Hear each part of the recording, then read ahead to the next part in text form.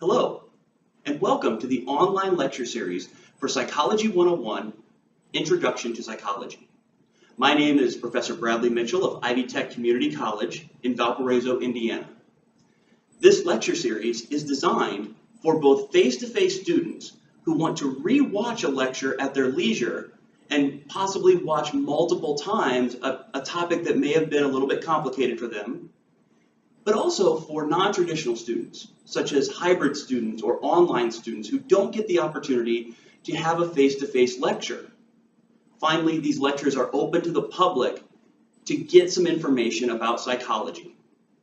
What you'll find is that each of these lectures correspond very nicely with Psychology 101 textbooks, but not any one particular Psychology 101 textbook. If you look at the title of the lecture and correspond it to a chapter name, you should be able to use any textbook and follow along with this lecture series. Please feel free to email me with any questions you might have or any topics you would like additional lectures on. Thank you for attending this lecture, and I hope it's beneficial to you.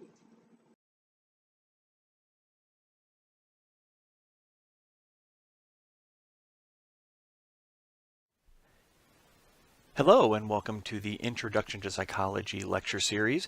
This is section 6 where we will discuss human memory.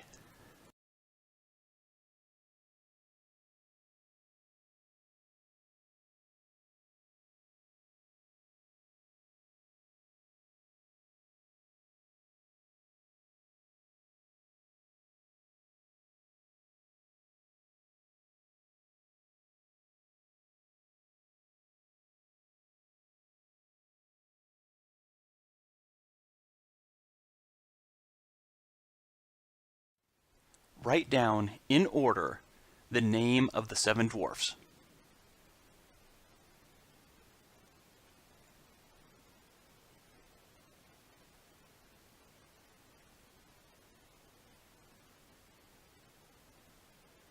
If you need more time, feel free to pause the video, but we're going to go ahead and continue.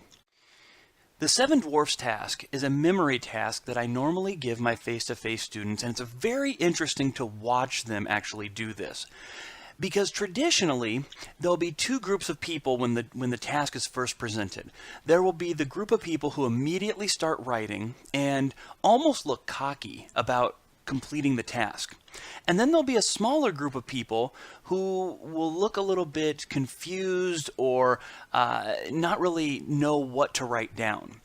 But inevitably, that first group that starts writing feverishly, at about the 15-second mark, I get a large grouping of those students who start to struggle with the task.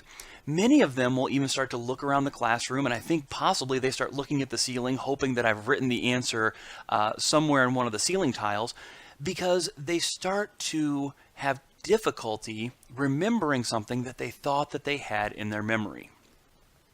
This is a very difficult task for a lot of people, and there's a lot of reasons why this is difficult. First, the task is culture bound.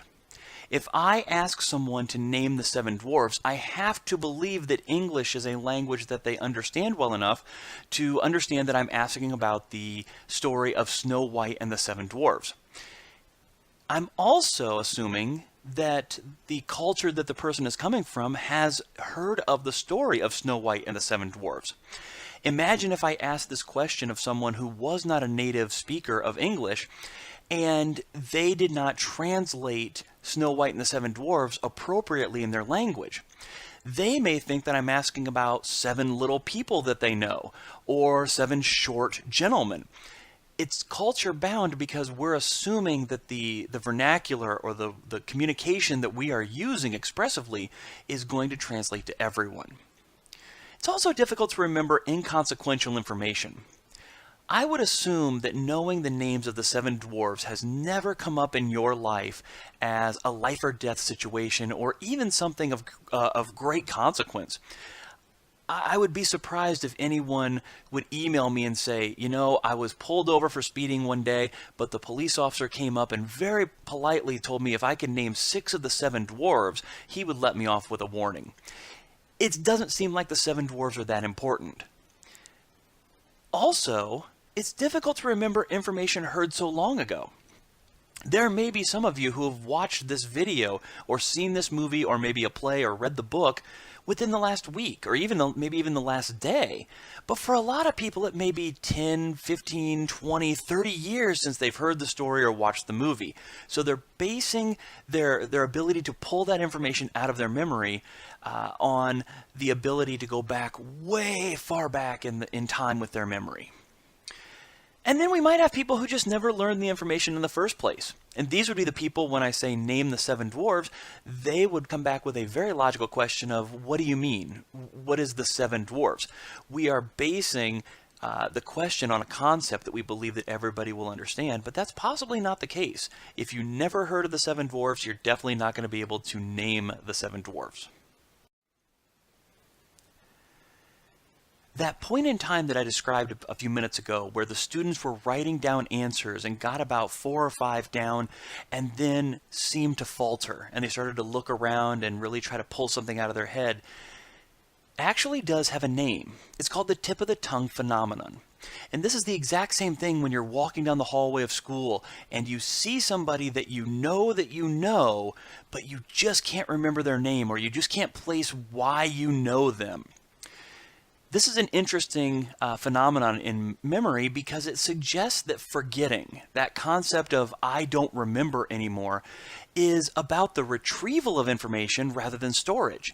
And what we'll talk about a little bit later in this lecture is the fact that we rarely actually forget things. Rather, forgetting is more of a retrieval error. And the fact that we sit there and we go, oh, I know the other 2 dwarves' names, I just can't think of them, indicates that we know that they are stored somewhere, we just don't have the right cues to go get it. Again, we'll talk about this a little bit later, but imagine that you see that person in the hallway that you know, that you recognize, you just can't place where they're from or who they are. Your memory will start to go through a long list of tasks where it tries to place that person. So it will put that person's face in many different scenarios that you're commonly in. So maybe you would go to work and then school and then family. And you're going to try to place that person so that eventually you walk through an algorithm where you can pinpoint down exactly who that person might be. The task that I gave you was something called recall. Recall is where I give you a prompt and I ask for you to bring things out of your memory. Recall is the kind of test in school, in college, where a prompt is given and you are supposed to fill in the information. So fill in the blank would be recall. Essays and short answer would be recall. While there are some prompts built into the question, you're basically pulling that out of your memory. Recognition, on the other hand, is closer to the multiple choice that we give in certain college tests. We give you a list of information, and then you have to pick which one of these is correct. Almost every time I ask students which type of test they would rather have, they almost always say they would rather have a recognition test. They would rather have a multiple choice test because they feel that it is easier. Now, if you don't have a good grasp of the information, recognition is going to give you a little bit of an advantage, because if there are 4 options, you may, under luck, just get 25% of them correct. So I'm not very familiar personally with deep physics. But if you gave me a multiple choice test, I would know about 25%, but that's not a really accurate representation of my knowledge. It's the fact that I know that if I just choose A, I'm going to get about 25% of them right. However, if you gave me a test in quantum physics that was an essay or fill in the blank type of test, I would not do well, and I probably wouldn't even get a 25%. So recognition does have its benefit. However, if I were to give you this long list of information, and this is a recognition test, there may be some issues that you might have in this type of test. For example, the very first one that you see there is grouchy. After we've been thinking about the 7 dwarfs for a while, you might remember, oh wait, it's not grouchy, it's grumpy. However, if I were to give you this right away and you saw grouchy, many people would just automatically circle grouchy simply because it's the first one that matches what they're thinking about. It matches the concept. Unfortunately, a lot of students do this when they're taking tests, and they see an answer at the very beginning of the options. So there's options A through D, and they read the first one, and the first one isn't wrong, but it just isn't right. But because they fail to go ahead and read the other ones, they just see A and they say, well, that's pretty right. They check that one or they circle that one. And then later when they're reviewing the test and they realize, oh, why didn't I read all the answers? I know that C is actually a better answer. It's simply because your brain is trying to make things simple for you. And once it sees something that kind of matches, it's going to say, boom, that's the right one, let's move on. So there's some of these in this that you would actually just eliminate right off the bat, and there are some that might actually confound you a little bit. One of the most interesting ones that I have on this list is at the very bottom right corner. Papa. About 4 years ago, I had an inordinate amount of students putting Papa down even in the recall task. And it took me a little while to figure out when I was giving this, why were people putting Papa down when the answer is actually Doc?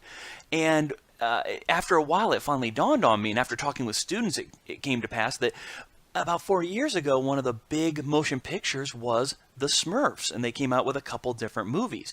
And so the leader of the Smurfs was Papa, which were a group of small people that were helping out regular-sized human beings, and kind of the same thing with the Seven Dwarfs. So they were replacing Doc with Papa because it met the criteria that their brain was asking for, which was the leader of this small band of fictional characters. So recall is what you just tried to do. Recognition sometimes is a little bit harder because the information can be confounding.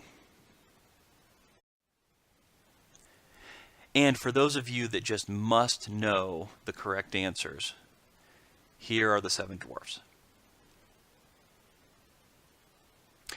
Interestingly enough, I can almost always guess if you missed one or two, which ones you missed.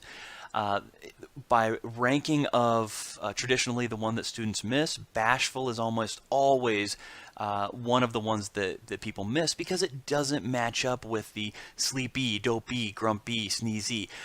Doc the same way. With recall, Doc doesn't match up with those either. The other one is sleepy, and I find that one interesting because it's not an overt behavior or adjective. You know, sneezy is sneezing, is making a big noise. Dopey is acting kind of goofy. Grumpy is acting in a grumpy way, but sleepy is just kind of falling back behind the scenes because it's very passive. So I think that's why that's one of the ones that does not get recalled as easily, because it's not an overt action. So let's get the definition out of the way for memory. Memory is the persistence of learning over time. As we learned in Section 5, conditioning is the relatively permanent change in behavior due to experience, and memory is the persistence of learning over time.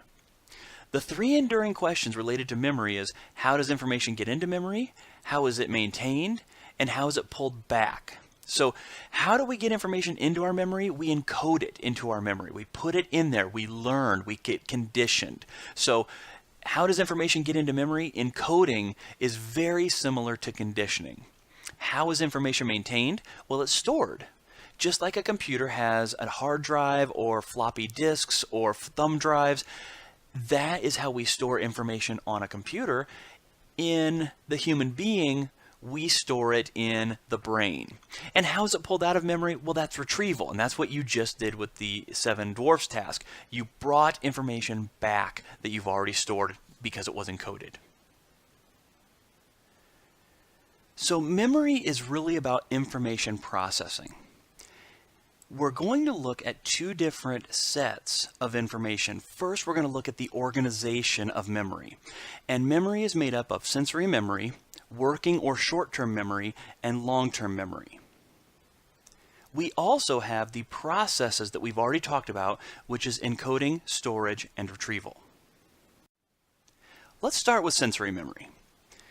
Sensory memory has a very large capacity, and the best way that I can describe this is by looking at visual sensory memory, the information that you are taking in with your eyes at this very moment. If we were to use computer terminology, which a lot of us can understand pretty easily because we know what a gigabyte is and how much information that actually is, your sensory memory takes in around 80 gigabytes of information every second.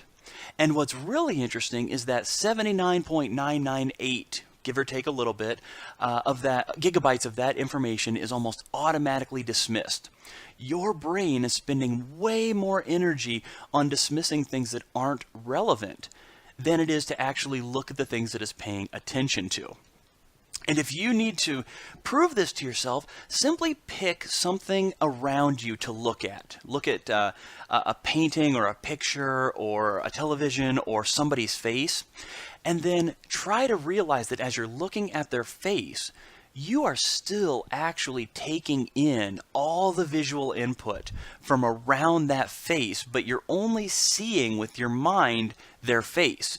So if you want to know how big your visual spectrum is, all you have to do is put your arms out in front of you and put your thumbs up as if you're giving 2 thumbs up to someone, and then move them away from each other as they go out towards your shoulders.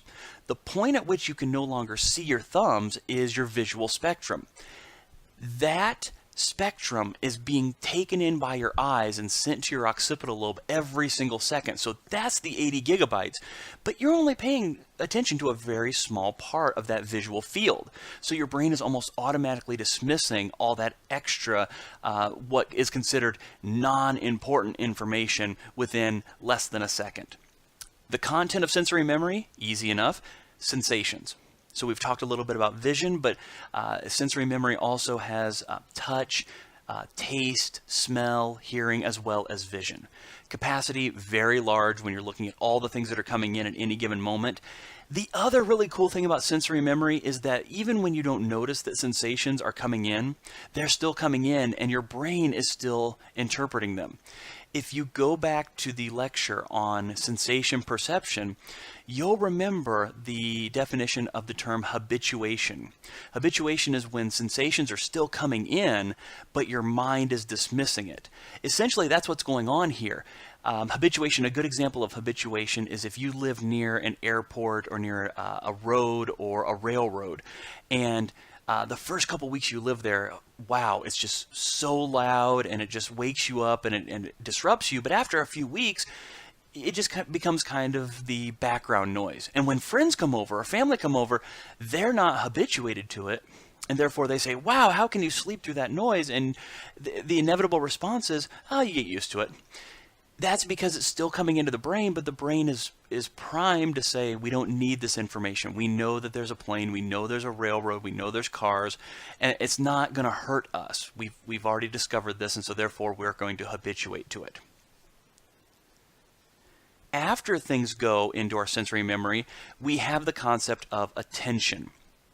Attention is that focal point that we described when you were looking at one thing in your visual spectrum, visual field, and the rest of the spectrum was being pretty much erased. That's attention. You're paying attention to one small part, but the rest is still coming in. After something comes into sensory memory, we have to do something with it or else it goes away within a second or two. And so we have something called short-term or working memory. Short-term memory contains the information that you're currently using. So as you are looking at this presentation and you're hearing my voice, those are the things that you're paying attention to. And the sensory part is coming in and you're making a decision of what it is I need to actually work with and what I need to hold on to. So if you're trying to take notes right now, you may be looking at all those terms and trying to write them down on your paper while disregarding my voice or disregarding other sensations around. That's what's going on with your working memory. And once you've worked with it and you no longer need it, you dispose of it. So your short-term memory contains the information you're currently using right now. The capacity is actually relatively small when we compare it to long-term memory and sensory memory. The 5 to 9 separate new items is actually something that was discovered by psychologist George Miller. Miller came up with the idea of the magic number 7. The magic number 7 plus or minus 2, which 7 plus or minus 2 is 5 to 9. This is what the normal person can keep in their short-term memory.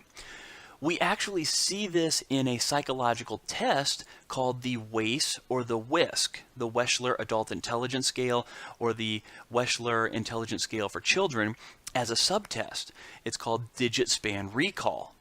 If I give you a digit span of 4, 3, 7, 8, 9, that's a 5-digit span, and most people can remember 5 and regurgitate that and bring it back.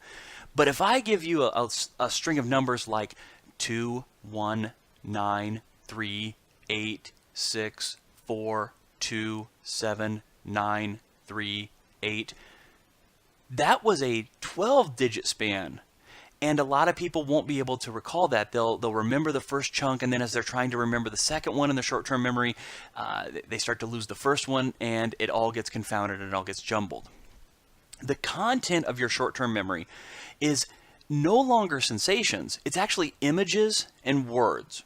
So as much as you may want to, you cannot take the senses of smell and taste and touch and put that into your short-term memory, and consequently you can't put it into your long-term memory. And this is why you cannot think about what something smells like.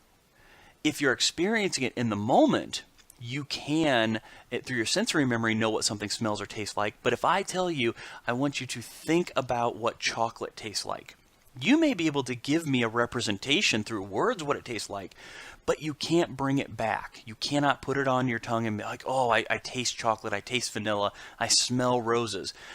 But what's really interesting is those markers or those chunks of information are really good once they're encoded into your long-term memory, because you can match it with something in the environment. So once you sense a taste or sense a smell, you'll easily be able to link it with something in your long-term memory that you've labeled as chocolate or vanilla or whatever it might be. As we rehearse information in our short-term memory, we are then going to put it into our long-term memory.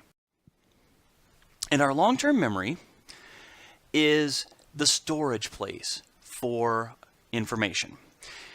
Once we've elaborated or rehearsed something in our short-term memory, it hopefully eventually gets to our long-term memory.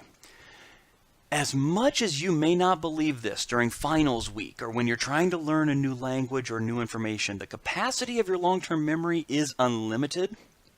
The duration of your long-term memory is also unlimited. Now, I do want to put a giant asterisk next to the duration being unlimited, because there are issues that can lead to the duration of your long-term memory not being unlimited. And to be perfectly honest, it's not unlimited because your long-term memory eventually will fail you when the rest of your body fails you. So it's not, your memory cannot live past you. If you pass away, your memory goes with you.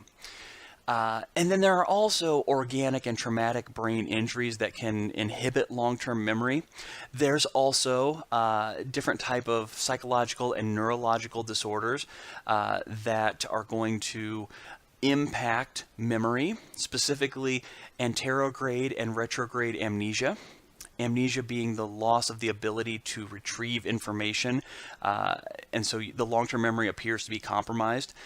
With anterograde amnesia, it's actually a very interesting variation of amnesia, because anterograde amnesia is where you can no longer encode new information. So it's not even about your long-term memory, it's the fact that you can't encode new information, and so if you have anterograde amnesia, you can no longer get things out of your short-term memory into your long-term memory, or there's a compromise there. This is also where a lot of people start to ask questions about things like dementia and Alzheimer's. And what we know about these disorders is that a lot of times the memories are compromised not because the long-term memory is compromised, but because the pathway that we use to get to that long-term memory, the retrieval process, is compromised.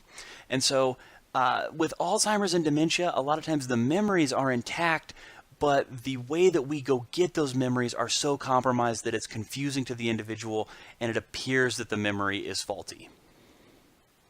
What we have in our long-term memory is visual images and verbal units. So again, we cannot put the taste of chocolate, the smell of perfume into our long-term memory, but we can make verbal units that will translate and help us understand what those things are when they come back into our sensory memory again in the future. Our working long-term memory is a lot more modest. So basically what this is saying is, if you want to bring something out of your long-term memory, you can't have everything. You can't access everything. And so think about a computer. Your computer, if it's hooked up to the internet, has the possibility to go get all the information in the world, but if you were given all the information in the world at once, it would be gibberish. It would be the same thing as if you have cable or satellite TV, you may have 30, 50, 150 different channels, which is great if you're looking at each channel at one time. But if all 150 channels were somehow flooded into your TV, it would be pure chaos. It would just be white noise and white sound because all the different things would be flooding at you at the same time. Our memory span is the way of measuring working memory capacity. And so memory span of short-term memory was defined and explained kind of by the magic number 7, that we can normally keep 7 plus or minus 2 pieces of information in our short-term memory.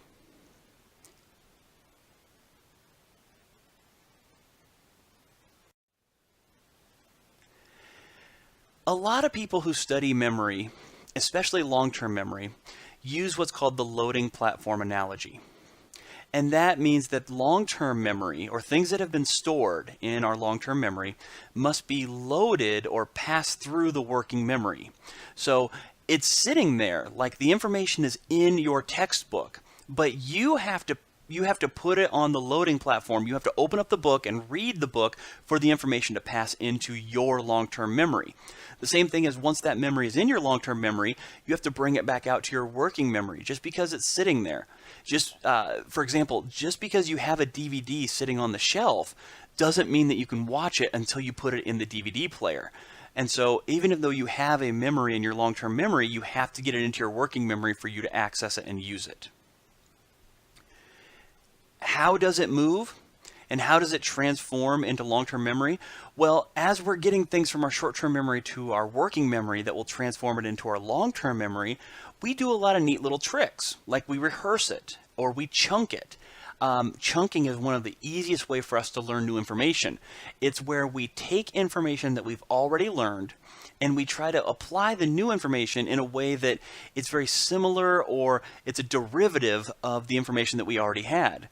For example, if you already knew how a computer worked, I can give you the example of your long-term memory being your hard drive, your short-term memory being your RAM or random access memory, and your sensory memory being the keyboard and the mouse and everything that you're putting things into the computer. So that information is chunked and kind of put together so that you can pass it through to your long-term memory. The other way with our short-term memory to long-term memory, we chunk information, is that we take pieces of information that are individual and try to put them together into units that we can chunk together. If you go back to the digit span recall example that I did, I started the 12-digit string with 219. And so people who live in Northwest Indiana might be able to easily remember that as one unit rather than 3 distinct units because 219 is the local area code. So they don't have to remember 219, they can just remember basically 219, which is a chunked piece of information for them that they no longer have to remember the individual components. As we try to put things into our memory, it's really important for us to use the tricks that our brain is used to. Elaboration is one of the easiest ways for us to try to remember new information. We try to, again, make connections to previously learned information. As you're learning psychology or sociology or history, elaboration is the key to learning new information. It's the reason that we don't just hand you a textbook in Psych 101 and say, here, read this, read the definitions, and you too can be a psychologist.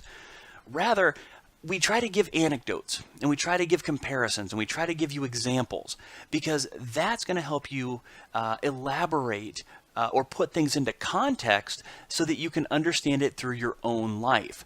One of the ways that I love to try to teach students is to try to give them pop culture or media references so that it's something that they see every day or something they've already experienced and they kind of already understand it. And so we put definitions of psychological concepts to that and they can better understand it.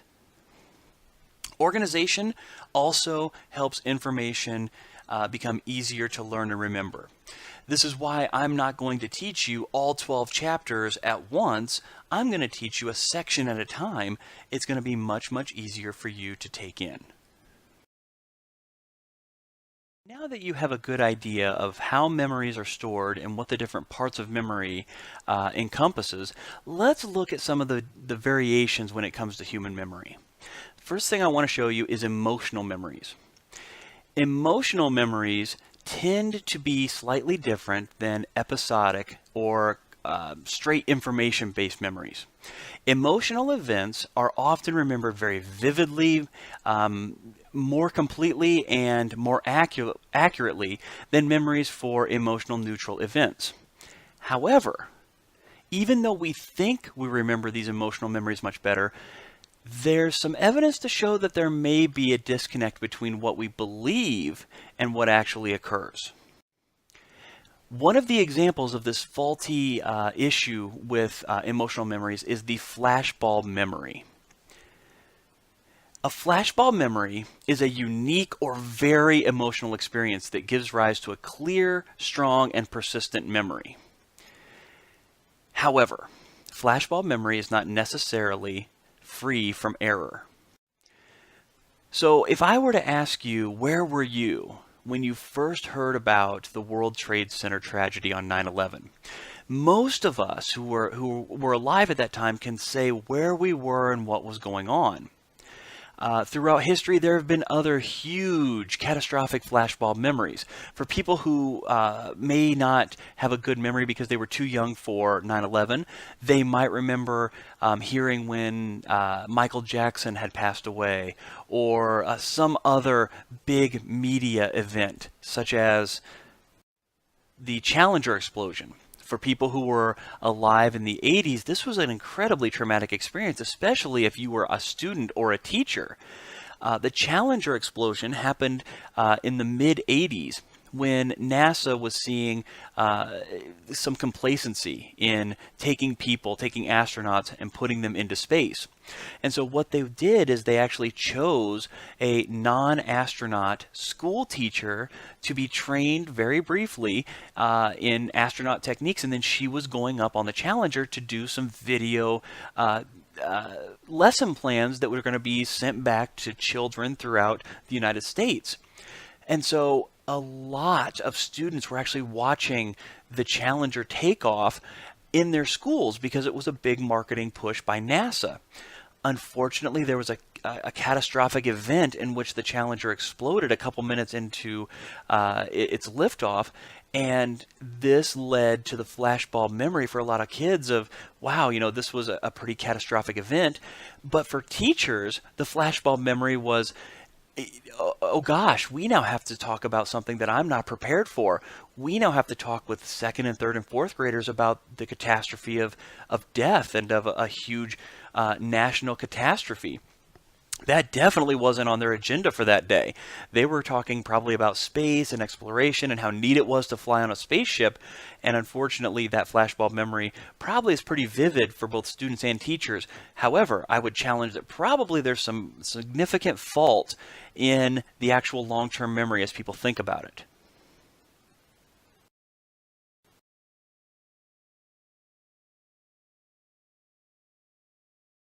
My name is Elizabeth Phelps, and I'm a professor of psychology and neuroscience.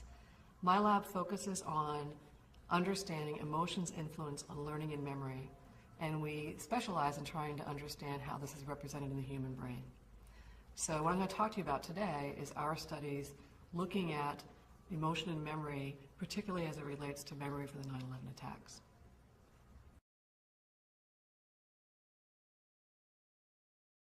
Understanding memories for emotional public events has been of interest to psychologists for a long time. The very first study of this type looked at the assassination of Abraham Lincoln, and it was published in 1899. The next study was published in 1997. It looked at the assassination of John F. Kennedy, Martin Luther King, Malcolm X, and other world leaders. In that study in 1977, they introduced the term flashbulb memory to describe memories for these types of events. And they used this word because it characterized the qualities of the memories that they were studying. So when something like this occurs, people often report having a memory that is vivid and detailed. You have the sense of reliving when you now recollect that event. And so Brown and Kulik suggested, the authors of the 1977 study, suggested that these memories have a picture-like quality, almost like they were taken with a camera with a flashbulb. So you have that sense of things getting frozen in time with a flashbulb. So they coined the term flashbulb memories. We wanted to study flashbulb memories by looking at memories for the 9/11 attack. This, like the assassination of John F. Kennedy, the assassination of Abraham Lincoln, seems like the type of quintessential event that would lead to these very vivid and detailed memories for an emotional public event.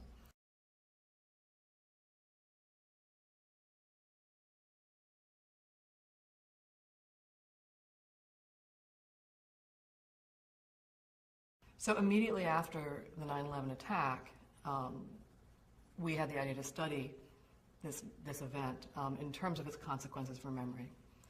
It seemed to us the prototypical type of event that would lead to flashbulb memories. And to do this, I talked to some of my colleagues at other universities, and some of them who contacted me with an interest to study this, because NYU, of course, has a special, unique role being so close to the World Trade Center, a unique possibility for doing research on this topic. And we set up a consortium of memory researchers from across the country within 3 days of the terrorist attack. We put together a survey that asked a number of questions about the events of 9/11. Things like, where were you, who you were with, what your emotional responses were, what were the events that actually occurred, who did you think was involved in the attack, how much attention did you pay to the media. We asked some sort of more cultural interpretations of what the significance of this event was, and that's just a small range of the types of questions that we asked. And we gave this survey to about 1,500 people across the country the week after the terrorist attack, and about 600 of them were from New York City. We then did a follow-up survey a year after the attack in 2002, and another survey 2 years after that in 2004.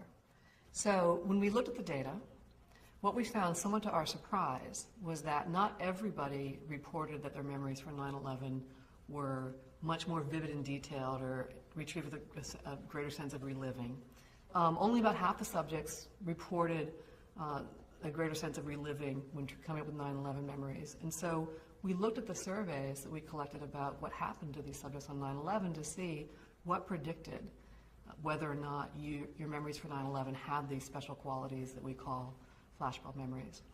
And the primary thing that predicted whether or not your 9/11 memories were recollected with a greater sense of reliving, a sense of detail and vividness, was how close you were to the World Trade Center. Those subjects who had a higher sense of vividness for their memory were on average around Washington Square, here at the center of NYU's campus.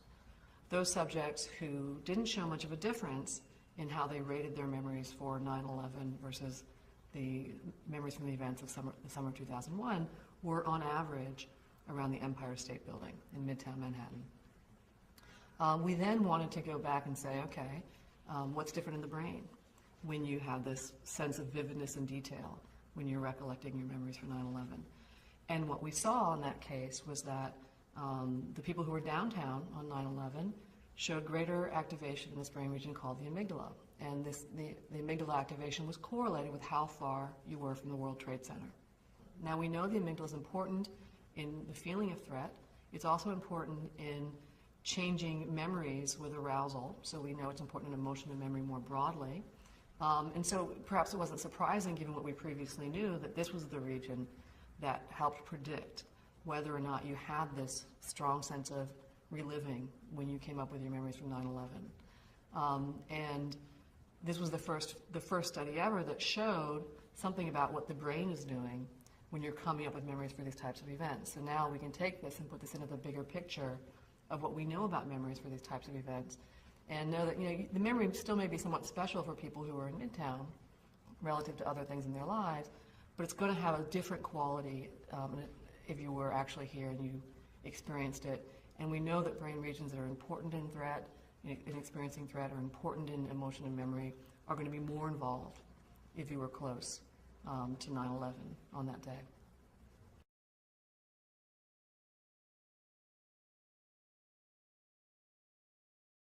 So now we're going to take a minute and actually look at some famous quotes that are often flashbulb memories.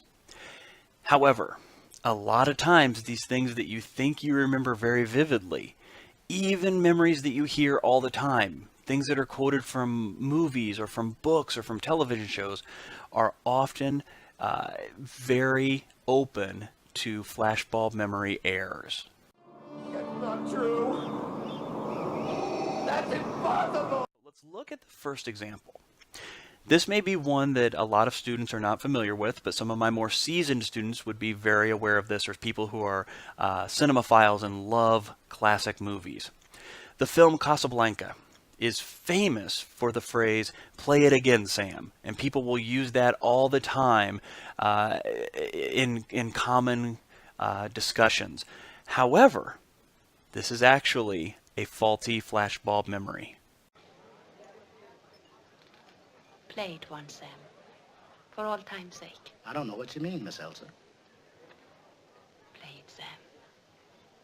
Play as time goes by. Oh, I can't remember it, Miss Elsa. I'm a little rusty on it. I'll hum it for you. How about a more contemporary movie? Silence of the Lambs. A great psychological film that has a wonderful character in Hannibal Lecter. And everybody tries to do an awful impression of Anthony Hopkins saying in a very creepy tone, "Hello, Clarice." However, yet another flashbulb memory that might be faulty. Good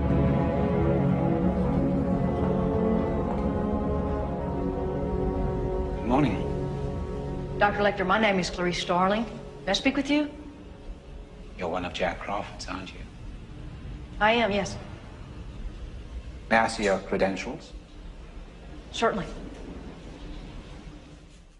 For all you Star Trek fans out there, one of the most commonly used terms is "beam me up, Scotty."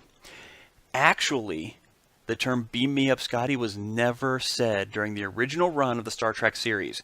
There were things like "beam me aboard," or "beam us up," or two to beam us up, or all different types of derivatives, but "beam me up, Scotty," which is something that you hear a lot of people talk about with their Star Trek fans, was never actually said. If you're not a Star Trek fan, maybe I can interest you in this faulty flashbulb memory.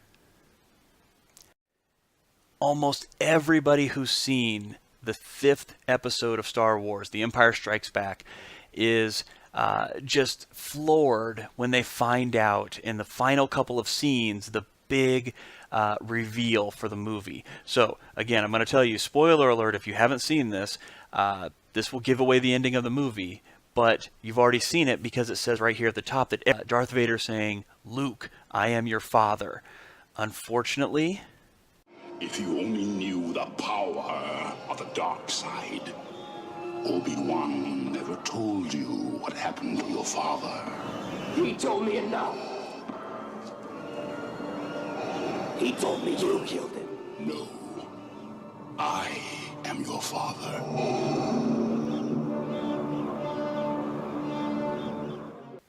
a very, very small difference.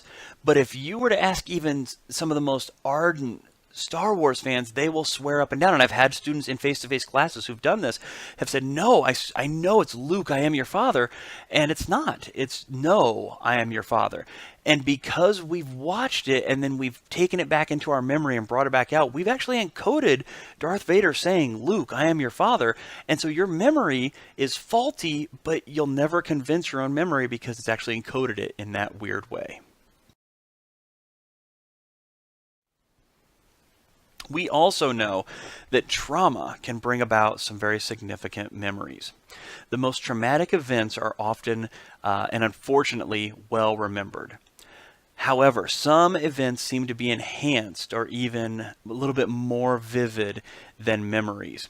And so when it comes to trauma, we have to be very careful that the extra enhancement is based in fact and not an emotional response to the memory that's actually enhancing what the actual traumatic event was.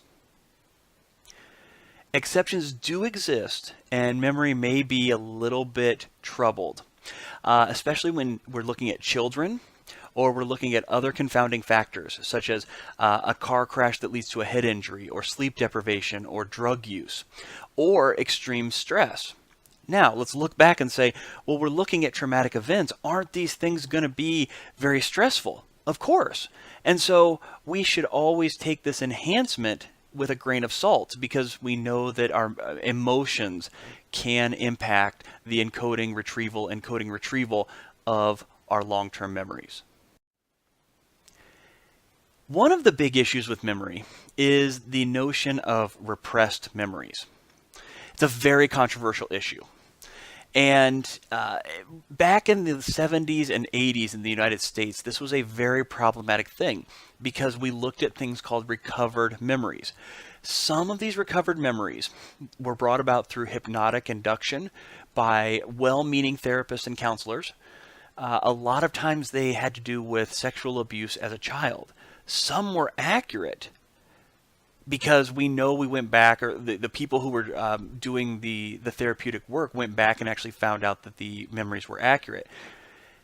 However, some researchers believe that recovered memories are almost always inaccurate in some fundamental way, and sometimes fabricated based upon the input of the clinician who's working with the individual. The veracity of recollection is almost always problematic. So a couple of final thoughts about memory. There are different types, but really common principles in human memory. Many variables come into play when discussing common principles and phenomena of memory. Many variables need to be examined when researching these issues. The link between memory and perception is that both are trying to inform us about reality, and sometimes they're going to contradict one another. Basically, what I'm seeing versus what I think I'm supposed to be seeing based on my memory will contradict one another. Perceiving, learning, memory, and thinking. These are all tied together very tightly. Thank you for attending this lecture. If you have any further questions or comments, please feel free to email. And please, if you have any topic that you would like a further lecture on, please do not hesitate to contact us. Thank you.